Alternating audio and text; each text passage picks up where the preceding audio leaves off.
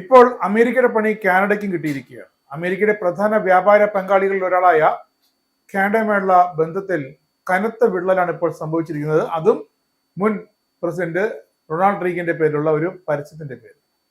അങ്ങനെ Donald Trump എന്ത് ചെയ്തു? ഡൊണാൾഡ് ട്രംപ് കഴിഞ്ഞ ദിവസം പ്രഖ്യാപിച്ചത് റീഗന്റെ ശബ്ദവും വീഡിയോയും ഉപയോഗിച്ച് ഒരു അനുമതിയും വാങ്ങാതെ നിർമ്മിച്ച ആ താരിഫ് വിരുദ്ധ പരസ്യവുമായി ബന്ധപ്പെട്ട വിവാദത്തെ തുടർന്ന് കാനഡയുമായുള്ള എല്ലാത്തരം വ്യാപാര ചർച്ചകളും നിർത്തിവെക്കുന്നതായിട്ടാണ്. കാനഡയും മെക്സിക്കോയും അമേരിക്കയും ചേർന്ന് ഒരു സംയുക്ത കരാർ വീണ്ടും പുനഃപരിശോധിക്കാൻ ഇരിക്കവെയാണ് ഈ ഒരു ട്രംപിന്റെ പ്രഖ്യാപനം. ട്രംപ് അതിലും ഒരു പടി കൂടി കടന്ന് പ്രവർത്തിച്ചു. കാനഡയിൽ നിന്നുള്ള ഉൽപ്പന്നങ്ങൾക്ക് 10% അധിക നികുതി കൂടി അടിച്ചു കൊടുത്തു. നിലവിൽ കാനഡയിൽ നിന്നുള്ള ഉൽപ്പന്നങ്ങൾക്ക് 35% തീരുവയാണ് ട്രംപ് ചുമത്തിയിരിക്കുന്നത്. ഇതിനോടൊപ്പം ലോഹ ഉൽപ്പന്നങ്ങൾക്ക് 50%വും കാനഡയിൽ നിർമ്മിക്കുന്ന വാഹനങ്ങൾക്ക് 25% തീരുവ ഇപ്പോൾ തന്നെ നിലവിലുണ്ട്.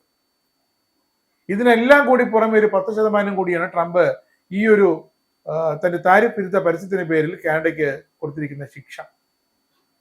കാനഡയുടെ കയറ്റുമതിയുടെ ഭൂരിഭാഗവും അമേരിക്കയിലേക്ക് തന്നെയാണ്. പ്രത്യേകിച്ച് ഒന്റാറിയോയാണ് അമേരിക്കയിലേക്കുള്ള വാഹനങ്ങൾ ഏറ്റവും കൂടുതൽ നിർമ്മിച്ച് കയറ്റുമതി ചെയ്യുന്നത്.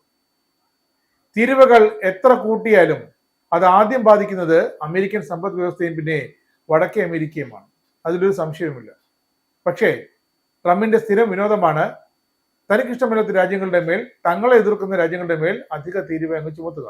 കാരണം എന്തായാലും ഈ രാജ്യങ്ങളൊക്കെ അമേരിക്കയിലേക്ക് ഒന്നല്ലെങ്കിൽ മറ്റൊരു തരത്തിൽ കയറ്റുമതി നടത്തുന്നുണ്ട്.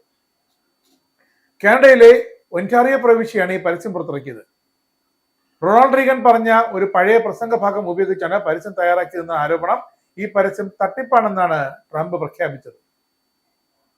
കാനഡ അധികാരികൾ അത് ബേസ്ബോൾ മത്സരങ്ങൾക്കിടെ ടെലിവിഷൻ ചാനലിൽ പ്രദർശിപ്പിച്ചപ്പോഴാണ് അമേരിക്കക്കാർ അത് കണ്ടുപിടിച്ചത്.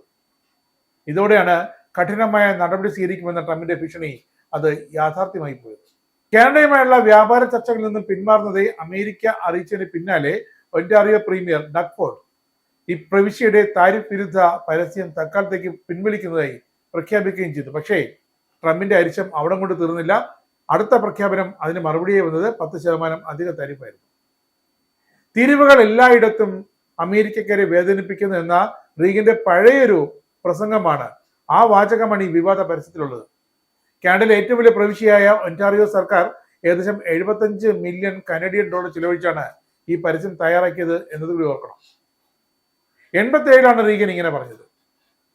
ഈ പരസ്യത്തെ ശക്തമായി വിമർശിച്ച് തങ്ങളുടെ അനുമതി ഇല്ലാതെയാണ് ഈ റീഗന്റെ വാക്കുകൾ അവർ എടുത്തത് എന്നൊക്കെ ആരോപിച്ച് റൊണാൾഡ് റീഗൻ ഫൗണ്ടേഷൻ രംഗത്ത് വന്നിരുന്നു. ഇതോടെ ട്രംപിന് കൂടുതൽ ആവേശമായി. ട്രംപ് കാനഡയ്ക്കെതിരെ ശക്തമായ നടപടി സ്വീകരിക്കാൻ തീരുമാനമെടുക്കുകയും ചെയ്തു.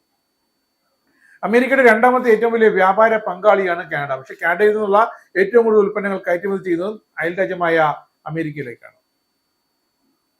താരിഫുകൾ ഇല്ലാതാക്കാനായിട്ട് കാനഡ അമേരിക്കയുടെ 51ാം സംസ്ഥാനമായി തീർണമെന്ന് വരെ ഇടയ്ക്ക് ട്രംപ് പറഞ്ഞിരുന്നു. അതിൽ തട്ടി കാനഡയും ജസ്റ്റിൻ ട്രൂഡോ ഇരുന്നപ്പോൾ കാനഡയും അമേരിക്കയും തമ്മിലുള്ള ബന്ധം ഏറെ വഷളായിരുന്നു.